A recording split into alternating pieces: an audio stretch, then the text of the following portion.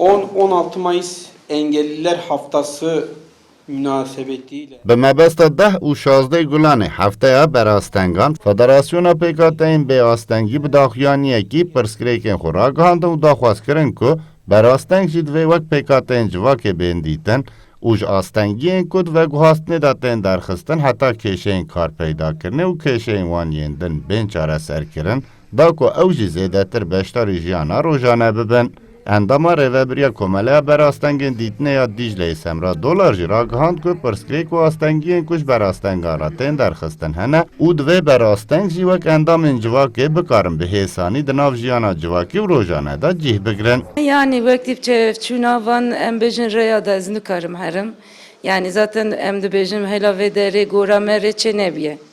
Wesayde. Yani maşinekê vekte em swar bibin ji me re sıkıntı derdkeve. Yani her insanekî em bêjin şoferê wan heta bêje ku yani yolcuyê wan. Rivê da gelekî em dibe çi em dike yani bina insanekî yani dibe qey canawarekî hate wê erebê swar bû. Êja ji ber wî tabii sıkıntıyı herê mezin rêne.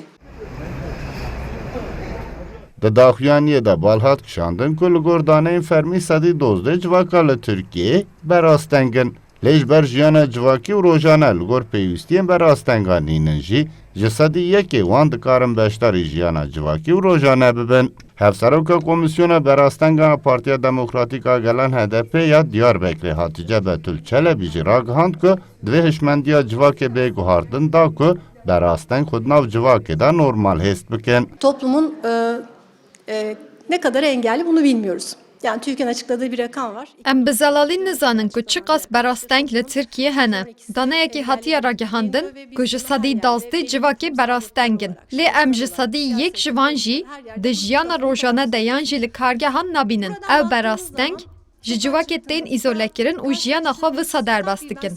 Roma jî divê hişmendiya heybê guhertin û berasteng jî wek pêkhateyên civakê bên dîtin û binêsazî jî li gor vê bêsaz kirin.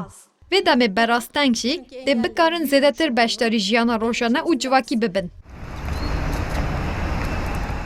Berasteng daxwaz dikin ku mafên kêmendaman li gor nirx û pîvanên gerdûnî bên jî becî kirin, da ku kêmendam jî her carê xwe ji jiyana normal kêm nebînin.